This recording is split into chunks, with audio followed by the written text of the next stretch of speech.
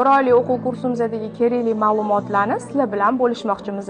Odam organizmining eng katta a'zosi bu teri hisoblanadi. Bola terisida gemangioma mavjud bo'lsa, massaj jarayonida unga tegish mumkin emas. Inson terisida 1000 ga yaqin bakteriya yashashi aniqlangan. Teri 4 kilogramni tashkil etadi. Terida 3 millionta hujayra bor va 100 ga yaqin bezlar bor. Tana va yuz terisini har bir santimetrda 2000 dan ortiq nerv sistemasi bor. Teri qalinligi 1,5-2 millimetrgacha bo'ladi, lekin ayrim kaft va tomonimizda 4 millimetrga yetadi. Terida 70% suv, 30% organik mineral moddalardan iborat. Teri D vitamini sintezlash va sezgi vazifalarini bajaradi. Terining ko'rinishi va sog'lig'i endokrin tizimining deyarli barcha organlarining yaxshi ishlashi bilan bog'liq. Teri noto'g'ri parvarish qilinsa va D3 yetishmasa, yupqalashib, ajin tusha boshlaydi. Har 28 kunda teri epidermis qavati yangilanib boradi. Bolalarda kattaligiga qaraganda 8-10 baravar ko'proq kislorod o'tadi teri orqali. Inson umri davomida 18 kilogrammgacha o'lgan teri hujayralarini yo'qotadi. Teri qichishi bilan kasallangan bolalarda toshma toshishi bilan bir qatorda